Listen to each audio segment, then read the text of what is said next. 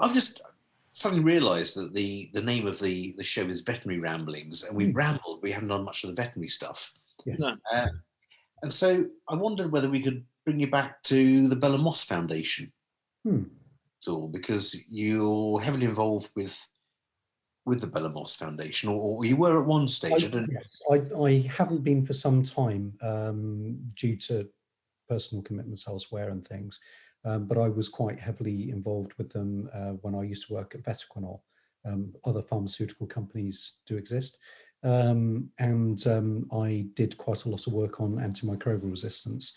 And so that was something that the Bella Moss Foundation was quite heavily involved in, trying to encourage people to prescribe appropriately. And so I did some work with them on that basis.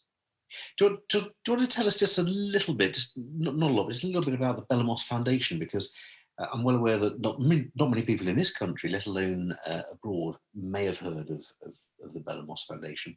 And it's actually quite an important one. It's fairly pivotal in terms of the antimicrobial movement in the veterinary profession, I think.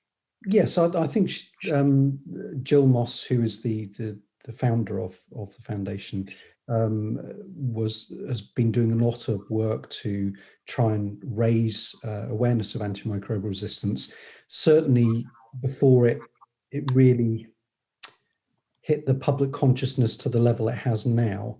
And this was all precipitated when she lost her own dog following a MRSA an MRSA surgical site infection, and sadly that claimed the life of her dog, Bella, hence the charity's name. And so she kind of realised that not many vets were aware of the problem, or at least were aware of it but didn't really feel it would happen to them, like many things. I think human nature being what it is, we hear of these dreadful things happening and think, well, okay, well, they were just unlucky, or it's very unlikely, or whatever. And actually, the problem with antimicrobial resistance is just a matter of time. And some of our behaviours and the behaviours of our clients and the behaviours of our colleagues in other medical professions have made this much more of a hot potato than and much faster than would have been the case otherwise.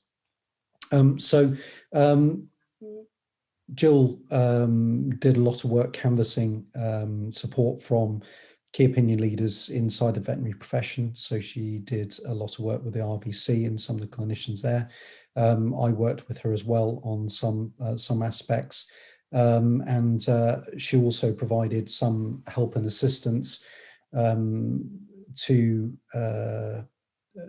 pet owners who were having issues with antimicrobial resistance, where the clinician was struggling, and she would act as a facilitator to enable the clinician dealing with that case to contact someone in the UK who knew a lot about that sort of thing. So, for example, Professor David Lloyd did a lot of work with her. Dr. Tim Nuttall, I can't recall if Tim is currently a professor or not, but I know that he moved up to Edinburgh, and I think he might have got his professorship. Can't remember. But I think he did. Yeah.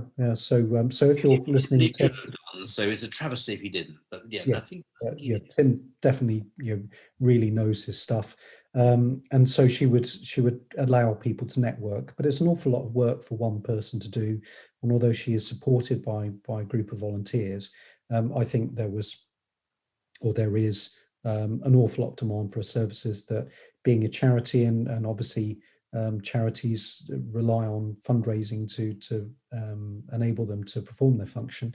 It can be quite challenging at times, both in terms of money and time and resources as well. And I have to say, there's a little plug there. If anyone did have a little money to spare, then the Bella Moss Foundation is worth looking into.